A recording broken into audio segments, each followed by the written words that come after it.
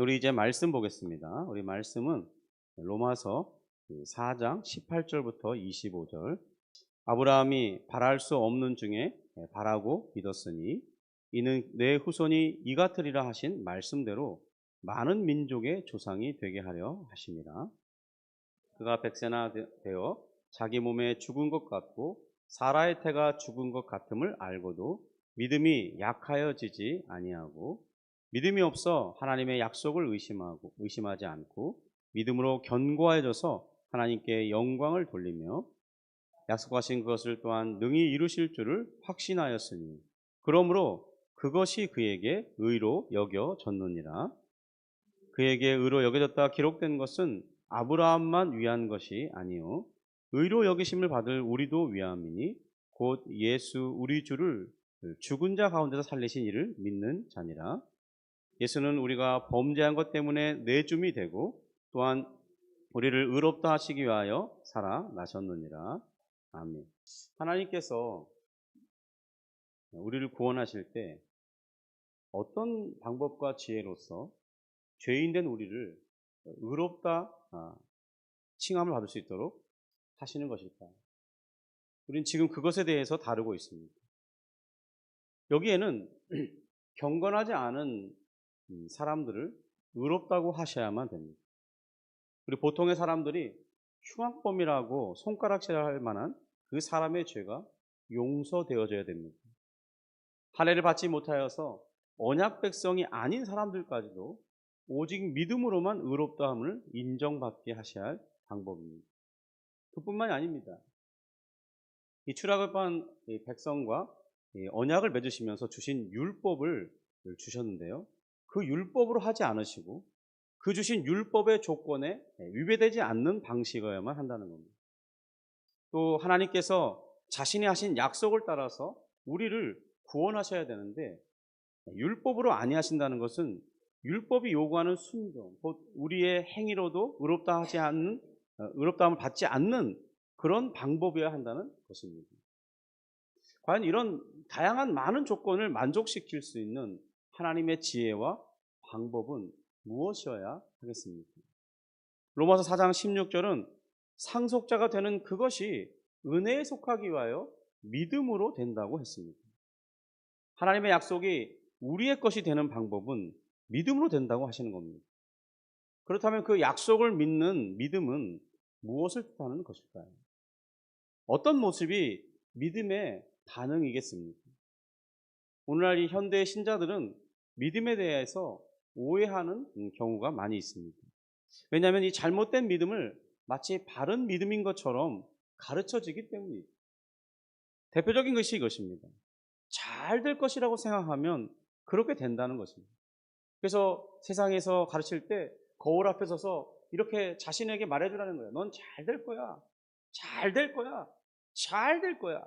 이렇게 말해주라는 거예요. 또 다른 어떤 하나의 방법이 있습니다. 나는 할 수 있다. 나는 할 수 있다. 나는 할 수 있다. 이렇게 외치고 일을 시작하라는 겁니다. 그러면 이 긍정적인 그런 사고가 나를 그렇게 이끌어간다는 거예요. 마치 이것이 성경이 제시하는 그런 믿음인 것처럼 말한다는 겁니다.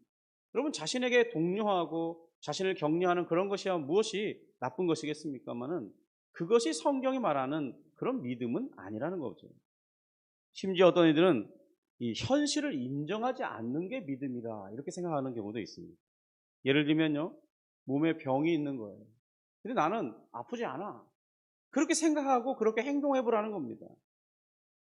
때로는 경제적으로 매우 어려운 상황에 처했음에도 불구하고 어떤 근거도 없이 나 다 잘 될 거야. 그렇게 단순히 반복하면서 살아가라는 거예요.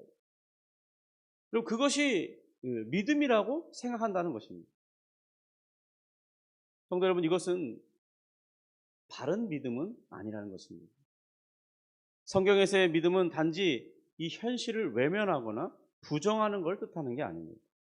아브라함처럼 현실은 누구보다 정확하게 인지하고 있으면서 또 상식적으로는 안 된다는 것들도 알고 있습니다. 그러나 만약 하나님이 내가 생각할 때는 안 되는 그것일지라도 하나님이 하고자 하신다면 그것은 될 수 있다. 그렇게 믿는 것을 말하는 거죠. 왜냐하면 그렇게 믿는 내 믿음이 능력이 있어서가 아니라 그 일을 행하실 수 있는 하나님의 능력이 전능하기 때문인 거죠. 단순히 하나님의 능력이 가능하기 때문에 이렇게만 믿는 것이 아닙니다.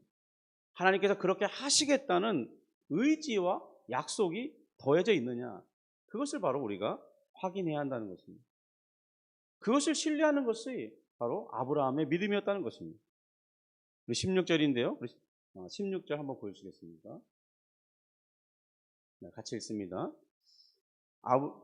그러므로 상속자가 되는 그것이 은혜에 속하기 위하여 믿음으로 되나니 이는 그 약속을 그 모든 후손에게 굳게 하려 하십니다. 율법에 속한 자에게뿐 아니라 아브라함의 믿음에 속한 자에게도 그러하니 아브라함은 우리 모든 사람의 조상이라. 이 후반부에 보면 아브라함의 믿음에 속한 자에게도 그러하다. 아브라함은 우리 모든 믿는 사람의 조상이라 이렇게 말합니다. 그러니까 그의 이 믿음의 특징을 보면 그는 하나님이 말씀하신 약속, 곧 너의 씨를 통해서 너의 후손이 별처럼 많아질 것이고 바다의 모래처럼 많아질 것이라는 그 내용과 바로 그것을 말씀하신 하나님을 믿었기 때문에 그런 믿음의 반응을 보이는 모든 이들의 모델이 된다. 그렇게 말씀하는 거예요. 이것은 아브라함의 믿음의 위대함을 말하는 것이 아닙니다. 약속하신 하나님께서 불가능한 것조차 가능하게 하셔서 이루시는 어떤 방법이 있다는 것을 믿는 것을 말하는 거예요.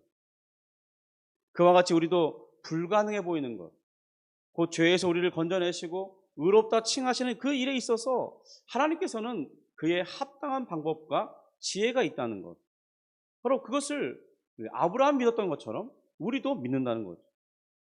성도 여러분, 과연 하나님께서 고안해내신 그 지혜와 방법은 무엇이겠습니까? 18절입니다. 18절 같이 있습니다. 아브라함이 바랄 수 없는 중에 바라고 믿었으니 이는 내 후손이 이 같으리라 하신 말씀대로 많은 민족의 조상이 되게 하려 하십니다. 우리는 성경 말씀을 우리의 실생활과 좀 동떨어지긴 그런 동화책처럼 읽을 경우가 많이 있습니다. 우리는 성경 말씀을 그런데 이 18절은 보면 표현이 좀 멋있어 보입니다. 바랄 수 없는 중에 바라고 믿었다. 그러니까 이 아브라함의 믿음이 얼마나 대단해 보입니까?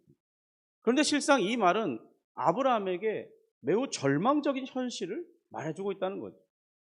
이 원문은 소망이 없는 상태에서 소망하였다, 그런 뜻을 갖고 있습니다. 성도 여러분, 한번 생각해 보십시오. 더 이상 인간적으로 기대할 수 없는 어떤 상태가 된 것을 말하는 것입니다. 우리의 상황으로 말한다면 불가능하다. 저건 절대로 변할 수 없어. 내게 저것을 밝게 보라는 그 소망은 어디에서 찾을 수 없어. 이렇게 모든 평가가 부정적인 결론에 이른 그런 것을 말한다는 거죠. 결국 안 될 거라는 결론에 이르렀다는 것입니다. 아브라함이 갈대아 우르에서 부름받고 떠나서 하란에 잠깐 머물렀다가 가나안 땅에 도착한 때가 그의 나이 75세였습니다. 이제 10년을 더 기다렸습니다. 하나님은 또다시 그에게 나타나서 이번에는 더 믿기 어려운 말씀을 해주셨어요. 창세기 15장에서 하늘으로 무뼈를 셀 수 있나 보라. 또 그에게 이르시되 내 자손이 이와 같으리라. 이렇게 말씀해 주시고는 이제는 타는 횃불로 임하셔서 피의 맹세까지 해주신 것입니다. 하나님이 직접 그렇게 하셨다는 것이 얼마나 놀라운 약속입니까? 그런데 그에게 있어서 문제는 현실이라는 거예요. 그 후로도 14년이 지났을 때를 거론하면서 사도 바울은 아브라함이 마주한 현실이 무엇인지를 지금 19절에 설명하고 있습니다. 우리 같이 이 19절을 보겠습니다. 네, 읽습니다. 그가 백세나 되어 자기 몸이 죽은 것 같고 사라의 태가 죽은 것 같음을 알고도 믿음이 약하여지지 아니하고.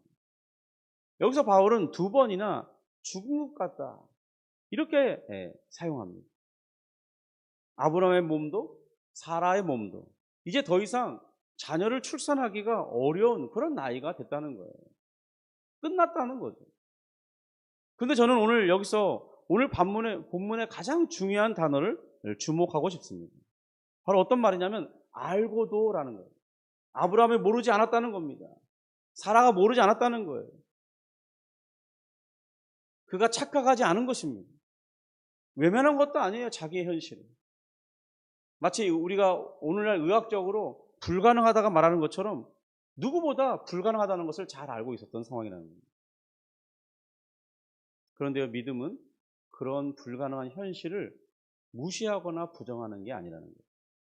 여기서 더 중요한 우리가 오해 하나를 버려야 되겠는데요. 사람들은 믿음이란 현실을 인정하지 않는 것이라고 생각하는 경우가 많아요. 그러나 성경은 그렇게 말씀하지 않는다는 거예요. 다윗은 시편에서 얼마나 많은 눈물을 흘렸습니까? 내 눈물이 주야로 내 음식이 되었도다고 시로 노래하고 있습니다.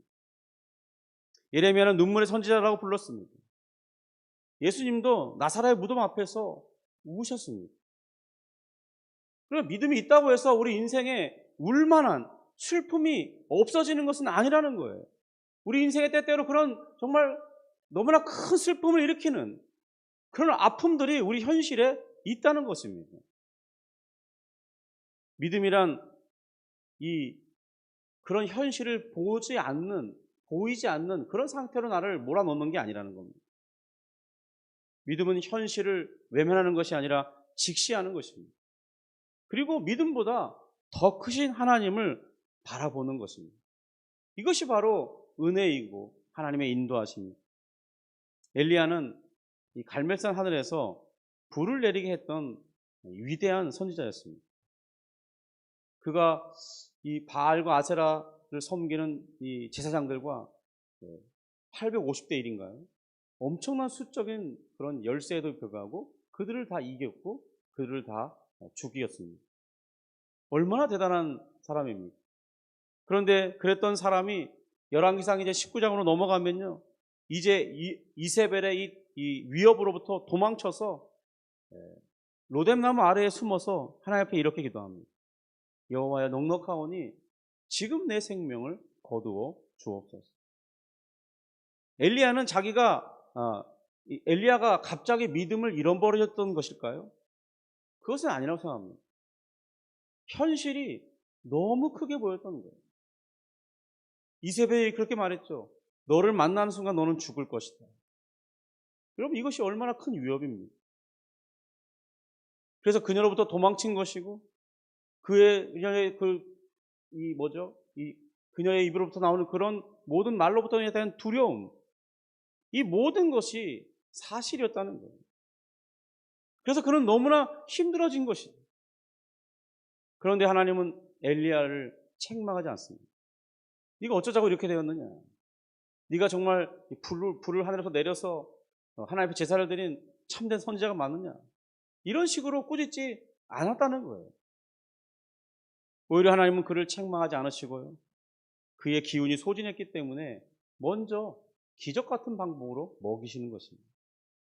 그리고 그에게 충분한 휴식을 취하도록 배려해 주셨습니다. 그리고 그를 다시 호렙산으로 불러서 새로운 사명을 주셨습니다. 그러니까 하나님은 우리의 현실을 부정하라고 말하지 않으신다는 것입니다. 오히려 그런 어려움 가운데 말씀으로 우리를 다시 일어설 수 있도록 이끌어 주신다는 거죠. 여러분, 이렇게 믿음은 우리가 이렇게 현실을 느끼지 않는 사람이 아니라 현실이 있지만은 그보다 하나님 말씀을 더 크게 붙들고 하나님의 말씀을 더 크게 들어 마음속에 담는 그런 사람을 가리키는 겁니다. 칼빈은 기독교 강요에서 믿음은 하나님의 자비에 대한 확고하고도 분명한 지식이라고 했습니다.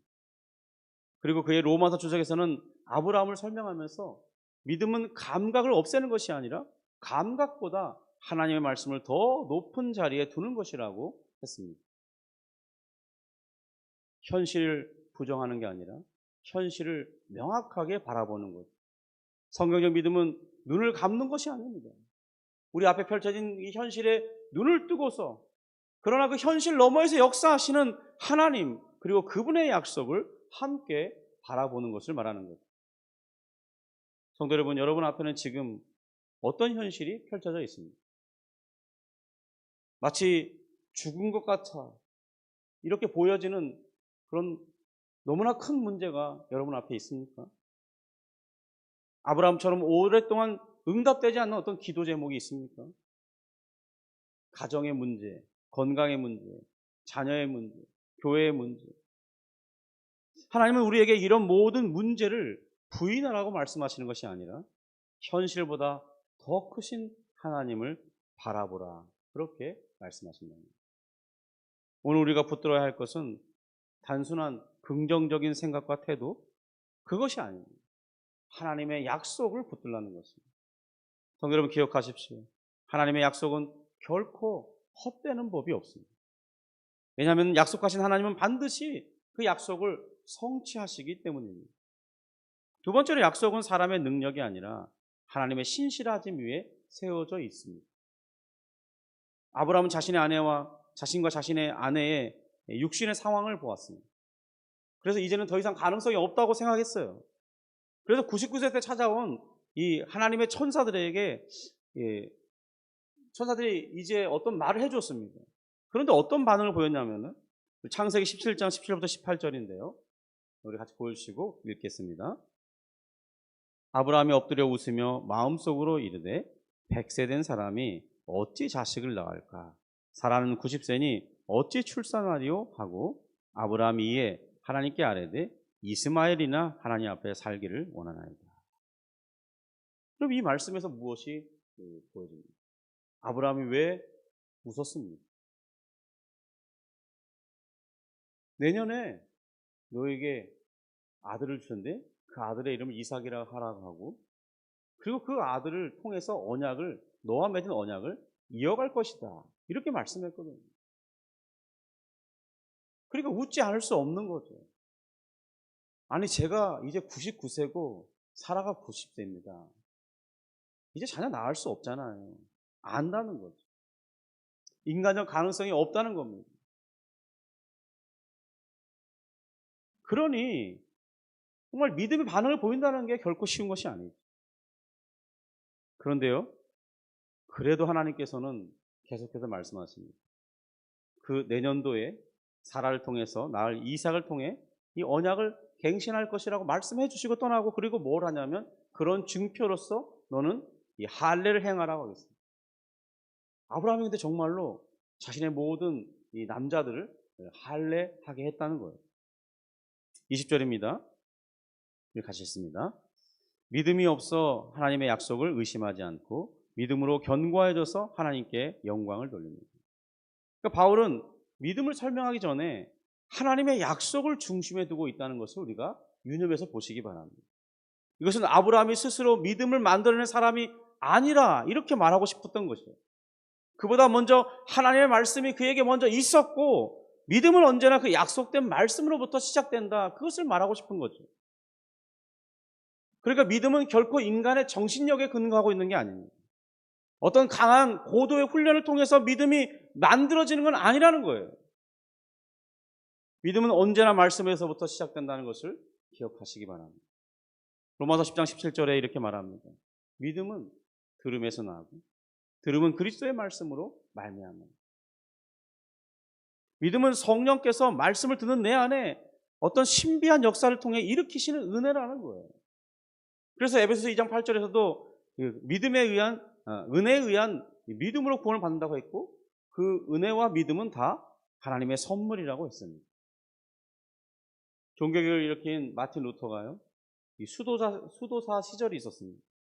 그는 누구보다 열심히 하나님을 찾고 구했던 그런 사람이에요. 그래서 그는 금식을 했고 또 철야 기도를 드렸고 고해성사를 하면요, 그가 이 차가운 종탑 위에 올라가서 몇 시간씩 울면서 하나님께 기도했던 사람입니다. 그런데도 그의 고백 속에는 자신은 그런 상황 가운데 구원의 확신에 이를 수 없었다고 말합니다. 믿음이 충분한, 진심으로 회개했는지, 하나님께 인정받을 만큼 거룩한지를 생각했다는 거예요. 그러나 그는 로마서를 연구하던 중 깨달았습니다. 구원의 근거가 내 믿음의 크기에 달려있는 것이 아니라 바로 하나님의 약속에 근거한다는 것을 알게 됐습니다. 그리고 그는 이렇게 말합니다. 나 자신을 바라보면 구원을 받을 수 있다는 확신을 가질 수 없다. 그러나 그리스도를 바라보면 구원을 의심할 이유가 없다. 이렇게 말했습니다. 20절을 다시 한번 보시기 바랍니다. 이렇게 말하죠. 믿음이 없어 하나님의 약속을 의심하지 않고. 그럼 우리가 이 말씀을 읽으면 이렇게 생각하기 쉽습니다. 아브라함은 한 번도 믿음이 흔들린 적이 없겠구나. 정말 그랬습니까? 성경은 그렇지 않았다고 기록하고 있죠. 그는 약속을 받은 후에 사라의 이 권고를 따라서 하갈을 취하고 이스마엘을 낳았습니다.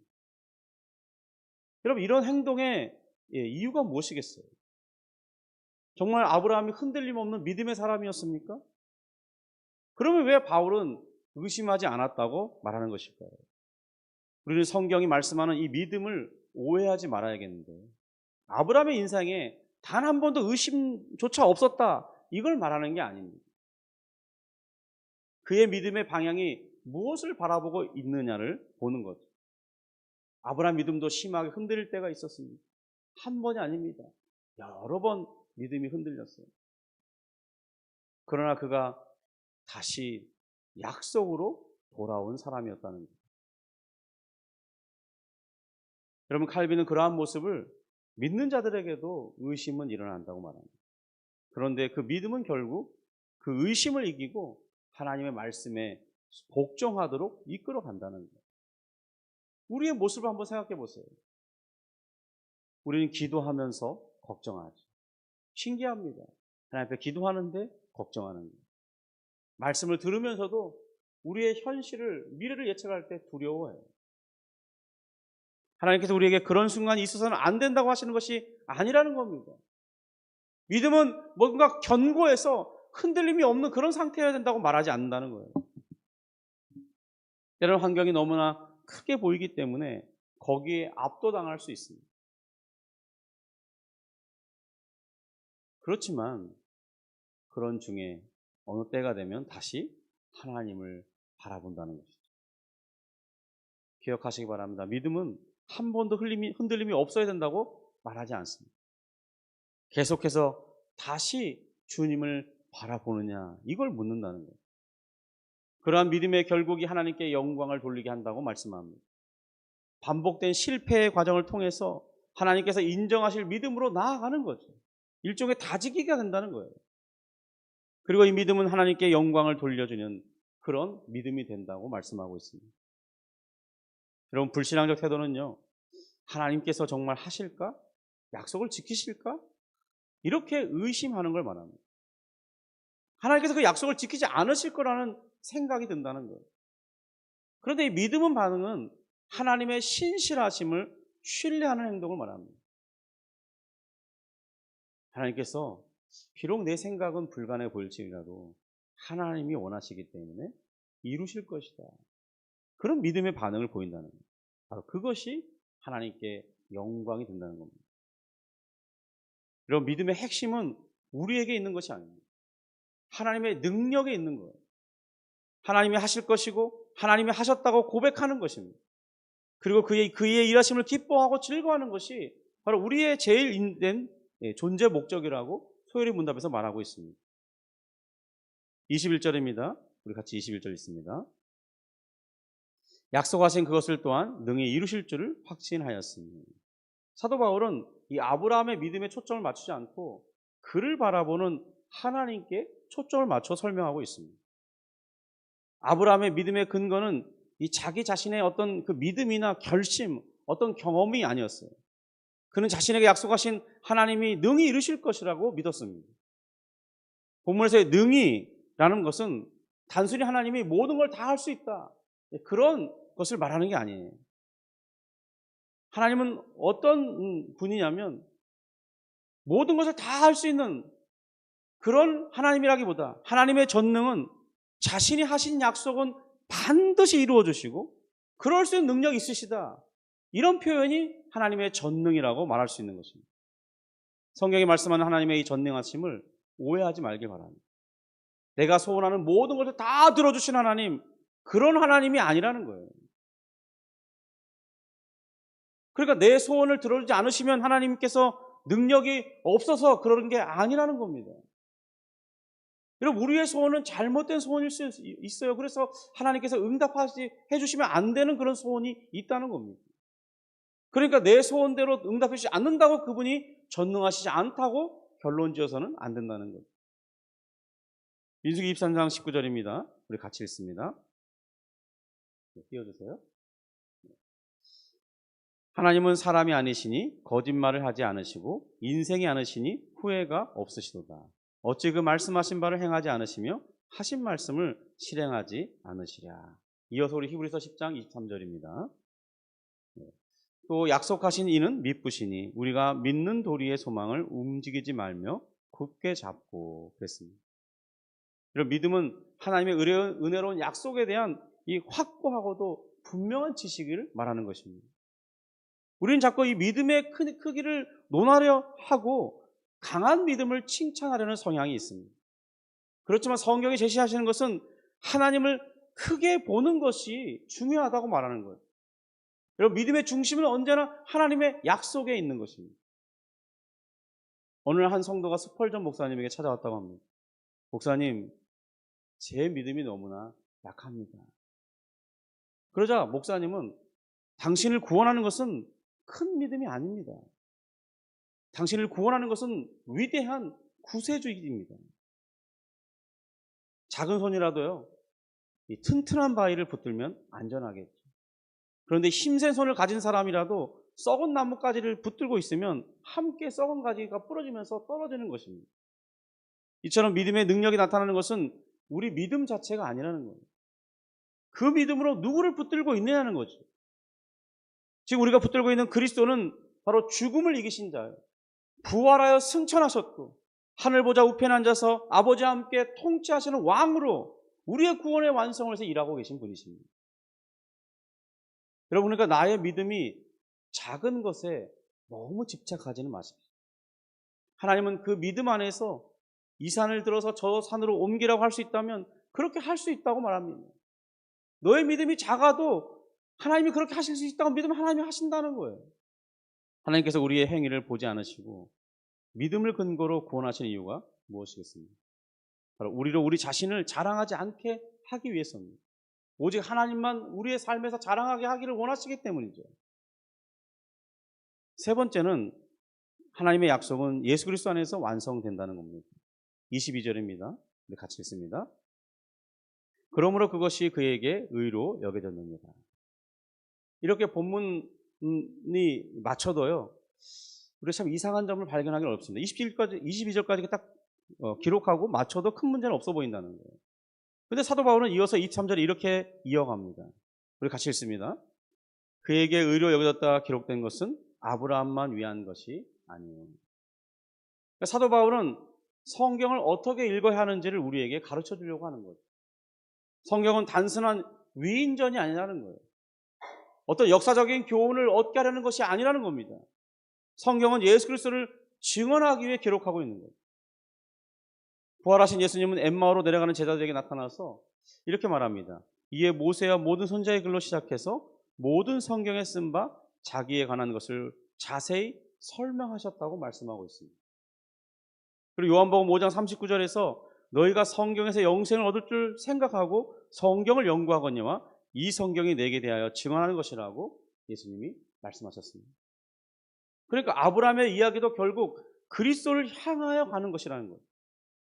바울은 아브라함을 살펴보면서 하나님이 어떻게 구원하시는지를 그 방법을 설명하고 있다는 겁니다. 그래서 아브라함이 가졌던 이 믿음은 아브라함만을 위한 것이 아니라 동일한 은혜로 믿는 우리도 의롭다함을 받는다고 말씀하시기 위해서 예로 쓰고 있다는 거예요. 우리 24절 같이 읽겠습니다. 의로 여기심을 받을 우리도 위함이니 곧 예수 우리 주를 죽은 자 가운데서 살리신 이를 믿는 자니라. 여러분, 아브라함과 우리는 어떤 점에서 다르고 어떤 점에서 공통적인 것일까요? 어떤 사람들은 구약은 율법이고 신약은 은혜다 이렇게 말합니다. 그런데 성경은 그냥 성경을 있는 대로 한번 읽어보세요. 그러면 아브라함도 다윗도 모세도 그리고 우리 모두도 다 하나님의 은혜로 구원받는다고 설명하고 있다는 거죠. 하나님께서 우리를 의롭다 하시고 구원에 이르게 하시는 방식은 언제나 동일하다는 것입니다. 구약도 다른 내용의 복음을 말하지 않습니다. 동일한 그리스도를 통한 구원을 말하고요. 그런데 차이점은 이것이죠. 오신 그리스도를 믿을 것이냐, 오실 그리스도를 믿을 것이냐, 그 차이라는 것입니다. 구약 성도는 장차 오실 그리스도를 향하여 믿음으로 그들이 구원받았고, 신약의 성도들은 이미 오신 그리스도 그리고 다시 오실 그리스도를 바라봄으로 구원을 얻는다는 것입니다. 구약 성도들이 비록 우리처럼 구체적으로 예수님을 알지 못했고 이해하지 못했지만은 마치 그들은 이런 거예요. 안개 속에 저기 멀리에 어떤 사람이 서 있습니다. 근데 그분이 우리를 구원하실 자라는 걸 아는 거예요. 마치 그런 좀 희미하지만 명확하지 않지만 저쪽에 나를 위한 구원자가 오고 계시다는 것을 보고 환영하고 믿은 자와 같아요. 그것이 바로 구약의 성도들이라는 겁니다. 그래서 바로 이 히브리서에서는 구약의 성도들이 바로 그런 오실 그리스도를 바라보면서 믿고 환영했다고 말씀하고 있습니다. 갈라디아서 3장 8절입니다. 우리 같이 읽어봅니다. 또 하나님이 이방을 믿음으로 말미암아 의로 정하실 것을 성경이 미리 알고 먼저 아브라함에게 복음을 전하되 모든 이방인이 너로 말미암아 복을 받으리라 하였느니라. 바울은 창세기 12장의 약속을 이 복음이라고 말하고 있어요. 물론 우리처럼 예수님을 구체적으로 알고 환영한 것은 아닌 게 맞습니다. 그러나 하나님께서 한 사람을 보내서 이루실 그 약속을 그는 붙들었던 겁니다. 복음의 중심은 예수 그리스도의 십자가에서 죽으심과 부활이 복음의 중심입니다. 왜 갑자기 사도 바울은 지금 그것을 말씀하는 것인지 한번 보겠습니다. 25절입니다. 같이 읽습니다. 예수는 우리가 범죄한 것 때문에 내어줌이 되고 또한 우리를 의롭다 하시기 위하여 살아나셨느니라. 왜 갑자기 이 부분을 얘기하고 마치냐는 거죠. 바로 이것이 복음의 핵심이기 때문입니다. 우리가 그리스도를 믿을 때 우리에게서 일어나는 이 놀라운 현상이 하나 있어요. 그것은 바로 우리의 감각에 느낄 수 있는 방식으로 일어나는 것은 아닌데 바로 믿음 안에서 그리스도와 연합될 때요, 우리의 죄와 형벌이 그리스도께 옮겨집니다. 그리고 그리스도의 이 속죄와 의로움은 우리에게 주어지죠. 바로 이런 복된 교환이 일어납니다. 이것을 좀 어려운 말로 이중전가라고 그래요. 나의 모든 것은 그리스도께로 가고 그리스도의 모든 은택과 이 혜택은 다 내게로 오는 것이죠. 하나님께서 우리를 구원하시는 방법과 지혜는 그냥 죄를 눈 감아주는 것에 있지 않았습니다. 우리가 받을 이 심판을 그리스도께 다 담당시키는 방식으로 해결하시는 거였습니다. 그리고 언제나 그리스도는 이제 우리의 중보자로, 우리를 위하여서는 하나님 앞에 서시는 자요, 또 우리의 남은 구원을 완성하시는 자로서 지금 하늘 보좌 왕으로 하나님과 함께 좌정하시면서 통치하는 자로 계신 것입니다. 십자가는 죄를 향한 하나님의 공의와 우리를 향한 하나님의 사랑을 확증하는 사건이었습니다. 그런데 이제 그의 부활하심으로 말미암아 이 모든 요구가 성취되었다는 것을 증거하고 있습니다. 바로 이것을 통해서 하나님께서는 자기도 의로우시고 예수 믿는 자들도 의롭다 칭함을 얻게 하려 하시는 것이라고 로마서 3장 26절에 말씀하고 있습니다. 과연 사람들 중에 누가 이런 지혜와 방법을 고안해낼 수 있겠습니까? 그래서 사도 바울은 고린도전서 1장 23절 24절에서 십자가에서 죽으신 그리스도는 하나님의 능력이고 하나님의 지혜라고 말씀하고 있는 거예요. 성도 여러분, 우리가 한 가지 더 기억할 것이 있습니다. 복음은 십자가로 마치는 것이 아니라는 거죠. 예수 그리스도의 부활하심까지 포함한다는 거예요.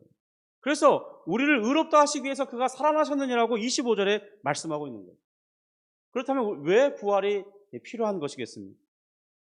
그것은 예수님께서 죽음 가운데 그대로 계셨다면 우리는 우리의 죄가 어떻게 되는지 확인할 길이 없기 때문입니다. 예수님이 희생하신 것이 분명해요. 그런데 그 희생이 하나님께서 받으셨는지 여부를 확인할 길은 없다는 거예요. 그가 이 땅을 사시는 동안 율법의 요구를 만족해 하셨을 텐데 정말 만족해 하셨는지에 대한 확인할 길이 없다는 겁니다. 부활이 없다면. 그런데 예수님이 부활하시는 말미암아 이 모든 것들이 다 이루어졌음을 보여주는 사건이라는 거예요. 그럼 우리의 중생과 칭의가 그리스도의 부활하심으로 확증되고 있음을 우리가 알아야 하는 것입니다. 그런데 여러분, 이렇게 확고함에도 불구하고 우리는 여전히 이런 생각을 하는 경우가 있어요. 내 믿음이 약해서 하나님께서 나를 받지 않으시면 어떡하지? 그런 생각이 끊임없이 우리에게 찾아온다는 겁니다. 내가 또 넘어졌는데 하나님이 나를 버리시면 어떡하지? 그런데 우리에게 바울은 다시 한번 묻습니다. 당신이 받은 이 구원이 당신의 믿음의 크기의 여부에 달려 있습니까? 라고 묻는다는 거예요. 한번 생각해 보십시오. 우리의 감정과 결심은 늘 변하고 흔들립니다. 그런데 십자가의 사건과 부활의 사건은 견고하고 취소되지 않고 확증적입니다. 그래서 우리가 그리스도를 바라봄으로 이 확신에 이를 수 있어야겠습니다. 여러분의 믿음이 흔들리십니까? 그 흔들리는 믿음으로 그리스도를 붙드시기 바랍니다. 로마서 4장은 우리 이제 모두 살펴보았습니다. 우리가 살펴볼 때 로마 4장이 아브라함을 주인공을 하고 있지 않다는 사실이 드러납니다. 4장의 주인공은 바로 예수 그리스도였습니다. 왜냐하면 우리를 죄에서 건지시고 의롭다 하시는 분은 오직 예수 그리스도이시기 때문입니다. 아브라함이나 다윗이나 우리 모두는 한 분 그리스도를 같이 바라보고 있을 뿐입니다. 그래서 위대함은 우리에게나 혹은 아브라함에게나 있는 것이 아니라 바로 그리스도께 있는 것입니다. 저는 이 설교를 통해서 믿음을 키우세요. 성숙한 믿음이 되어야 됩니다. 이런 메시지를 전하려는 것이 아닙니다. 물론 우리가 믿음을 키워야 되고 성숙한 믿음이 되어 가야 되죠. 그런데 이 본문의 설교를 통해서 그것을 말하고 싶은 것이 아니라는 거죠. 더 중요한 것은 무엇이냐? 우리가 그 믿음이 어떠하든지 나를 구원하는 것은 예수 그리스도시고 그 은택이 내 것이 되게 하는 것은 단순한 믿음이라는 것입니다. 믿음이 얼마나 화려하냐, 크냐, 강하냐 이런 걸 묻는 것이 아니라 단순하게 예수 그리스도를 믿는 그 믿음이 있느냐를 묻는다는 거예요. 왜냐하면 예수 그리스도를 믿는 믿음이 아니면 우리는 그 무엇으로도 하나님 앞에 나갈 수 없기 때문입니다. 하나님은 그리스도를 통해서만 우리를 하나님 앞으로 인도해 가시죠. 그러므로 우리의 신앙생활에서 실수와 실패가 없어야 될 것이라고 생각하지 마시고, 실수와 실패가 있고 죄를 짓는 경우도 있지만 그런 상황 중에서도 나의 믿음을 붙들어 주시기 위해 일하시는 성령 하나님이 우리와 함께 하시다는 것, 그리고 주님께서 그러한 일들을 하늘 보좌에서 행하고 계시다는 사실을 우리가 믿고 기억하기 바랍니다. 주님께서 영생을 주시는 그 사람은 아무도 아버지와 예수님 그분으로부터 빼앗을 수 없다고 말씀했습니다. 왜냐하면 그분이 만물보다 크신 분이기 때문이죠. 또한 우리 안에서 착한 일을 시작하신 주님께서 그리스도의 재림을 통해서 우리의 구원을 완성되게 하시고 반드시 그 일을 이루시고 우리를 그곳에 있게 하시겠다고 약속하셨습니다. 만약 여러분이 지금까지 말씀드린 이런 로마서의 모든 말씀을 믿고 받아들이신다면요, 이제 우리는 5장으로 떠날 준비가 되었다고 생각합니다. 로마서 5장 1절 2절인데요. 같이 한번 읽어보겠습니다. 같이 읽습니다. 그러므로 우리가 믿음으로 의롭다 하심을 받았으니 우리 주 예수 그리스도로 말미암아 하나님과 화평을 누리자. 또한 그로 말미암아 우리가 믿음으로 서 있는 이 은혜에 들어감을 얻었으며 하나님의 영광을 바라고 즐거워하느니라. 여러분, 믿음으로 의롭다함을 받은 사람, 그 사람이 하나님과 화평을 누리는 자가 됩니다. 그리고 그의 영광을 진정으로 즐거워하는 자들로 바뀌는 것이죠. 오늘 우리 모든 우리의 삶이 바로 하나님과 화평을 누리고 하나님의 영광을 바라고 즐거워하는 복된 신자의 삶이 될 수 있기를 주님의 이름으로 축복합니다. 기도하겠습니다. 하나님 아버지, 감사합니다. 우리가 로마서 1장부터 여기 4장까지 살펴보면서 긴 시간 동안 하나님의 말씀을 증거하는 중에 오직 믿음으로 우리가 의롭다함을 받는 것을 배웠습니다. 믿음이 나의 구원의 기초가 아니라 예수 그리스도가 우리의 구원의 기초임을 배웠습니다. 그분이 흔들리지 아니하시고 그분이 세운 구원이 견고하시기에 하나님, 우리가 그리스도를 믿을 때 언제나 우리는 하나님의 은혜를 받고 하나님의 자녀로서 살아갈 수 있음을 배웠습니다. 주님, 이 참된 진리의 지식을 우리 믿음에 더 견고하게 하게 하시고 주님, 이것만을 붙들고 살아가는 우리가 되게 하십니다. 주님, 우리가 예수 그리스도를 믿는 믿음 안에서 하나님 앞에 나아가 하나님과 화평을 누리고 또 하나님 안에 있는 그 영광 안에서 즐거워하는, 참으로 기뻐하는 신자의 삶을 살 수 있는 것을 말씀하셨사온데, 주님, 우리의 삶이 그렇게 되게 하여 주시옵소서. 하나님을 믿음으로 놀라운 일들을 우리 인생 가운데 맛보기 원합니다. 주님, 그런 과정을 통해서 우리 믿음이 더욱 견고하여지고 하나님을 더욱 힘있게 붙들며 그의 약속을 언제나 바라보는 우리가 되게 하여 주시옵소서. 예수님의 이름으로 기도합니다. 아멘.